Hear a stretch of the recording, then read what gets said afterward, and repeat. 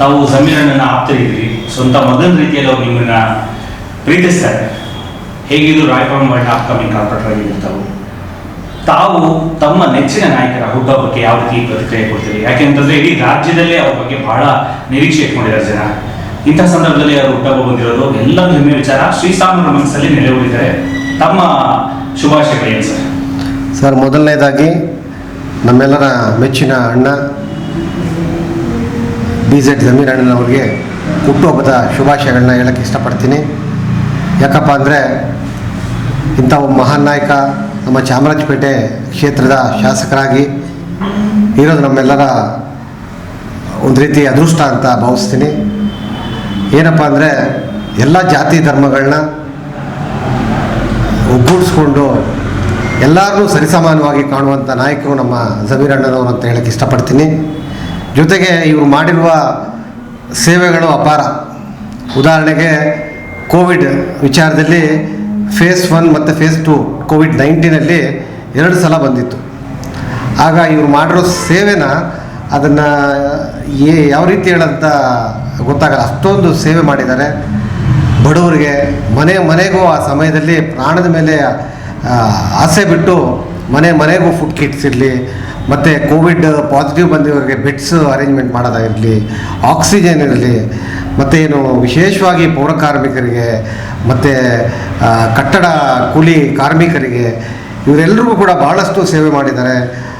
ಇದು ನನ್ನ ಕಣ್ಣಾರೆ ನಾನು ಅವ್ರ ಜೊತೆ ಅವರೊಂದು ಟೀಮ್ ಮಾಡಿದ್ರು. ಆ ಟೀಮಲ್ಲಿ ನಾನು ಒಬ್ಬ ಸದಸ್ಯನಾಗಿ ಅವ್ರ ಜೊತೆ ಗೂಡಿ ಅವ್ರ ಕೆಲಸಗಳೆಲ್ಲ ಮಾಡಿದ್ದೀವಿ ನಾವು.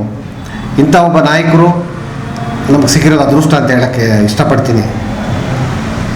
ಸರ್, ಇತ್ತೀಚೆಗೆ ಅವರು ಬಹಳಷ್ಟು ಕಾಮಗಾರಿಗಳು ಕೂಡ ಮಾಡ್ತಿದ್ದಾರೆ.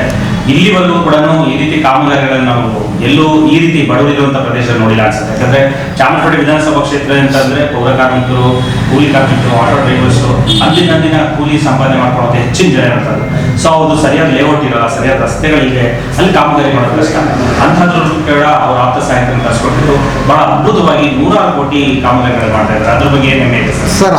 10 ವಾರ್ಡಲ್ಲೂ ಕೆಲಸಗಳು ನಡೀತಾ ಇದೆ. ಚಾಮರಾಜಪೇಟೆಯಲ್ಲಿ ಇತಿಹಾಸದಲ್ಲಿ ಈ ರೀತಿ ಕೆಲಸಗಳು ನಡೆದಿಲ್ಲ, ಹಿಂದೇನೂ ನಡೆದಿಲ್ಲ. ಈಗ ನಡೀತಾ ಇರೋ ಕೆಲಸಗಳು ಯಾವತ್ತೂ ನಡೆದಿಲ್ಲ.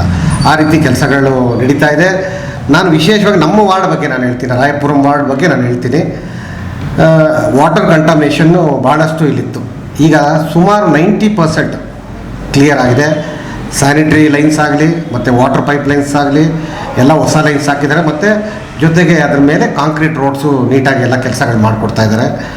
ಇದಲ್ಲದೆ ನಮ್ಮ ವಾರ್ಡಲ್ಲಿ ವಿಶೇಷವಾಗಿ ಕಾಲೇಜ್ ಇದೆ. ಈಗ ಕಾಲೇಜ್ ಕೂಡ ಬಹಳ ಮಲ್ಟಿಪರ್ಪಸ್ ಕಟ್ಟಡನ ಕಟ್ತಾ ಇದ್ದಾರೆ. ಅದು ಶೀಘ್ರದಲ್ಲೇ ಅಂದರೆ ಒಂದು 8 ಮಂತ್ಸಲ್ಲಿ ಪ್ರಾರಂಭ ಆಗ್ಬೋದು.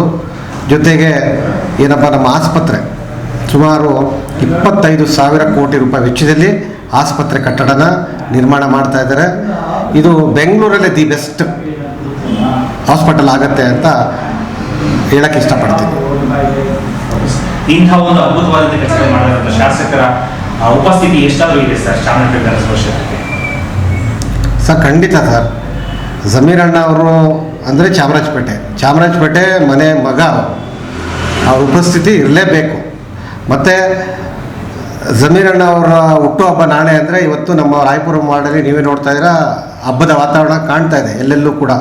ನಾವು ನಾಳೆ ಕಾಯ್ತಾ ಇದ್ದೀವಿ ಅವ್ರ ಹುಟ್ಟುಹಬ್ಬದ ದಿನ. ವಿಶೇಷವಾಗಿ ಭಾಳಷ್ಟು ಜನ ಸಮಾಜ ಸೇವಾ ಕೆಲಸಗಳನ್ನ ಮಾಡ್ತಾರೆ. ಶಾಲೆಗಳಲ್ಲಿ ಪುಸ್ತಕ ಕೊಡೋದಾಗಲಿ, ಆಸ್ಪತ್ರೆಯಲ್ಲಿ ಹಣ್ಣು ಹಂಪಲು ಕೊಡೋದಾಗಲಿ, ಈ ರೀತಿ ಅನೇಕ ಕೆಲಸಗಳನ್ನ ನಾವು ಮಾಡ್ಕೊಂಡು ಬರ್ತಾಯಿದ್ದೀವಿ. ನಾಳೆ ಕೂಡ ಮಾಡ್ತೀವಿ. ಅವರಿಗೆ ಮತ್ತು ಅವ್ರ ಕುಟುಂಬದವರಿಗೆ ದೇವರು ಒಳ್ಳೇದು ಮಾಡಲಿ. ಆ ಅಪ್ಪನಿಗೆ ಜಮೀರ್ ಅಣ್ಣನವ್ರಿಗೆ ಇನ್ನೂ ಹೆಚ್ಚಿನ ಶಕ್ತಿ ಕೊಡಲಿ, ದೇವರು ಆಯುಷು ಆರೋಗ್ಯ ಕೊಟ್ಟು ಕಾಪಾಡಲಿ. ಮತ್ತು ಅವ್ರ ಹುಟ್ಟುಹಬ್ಬದ ದಿನ ನಮ್ಮ ಪಕ್ಷ ಅವರಿಗೆ ಮಂತ್ರಿಗಳನ್ನ ಮಾಡಿ ಒಂದು ಹುಟ್ಟುಹಬ್ಬದ ಗಿಫ್ಟ್ ಕೊಡ್ತಾರಂತ ಕಾಯ್ತಾ ಇದ್ದೀವಿ. ನನ್ನ ಹೆಸರು CR ರವಿ ಪ್ರಸಾದ್ ಅಂತ, ರಾಯಪುರಂ ವಾರ್ಡ್ ನಮ್ಮದು. ನಾನು ಜಮೀರ್ ಅಣ್ಣನವ್ರ ಜೊತೆಗೆ ಇರ್ತೀನಿ.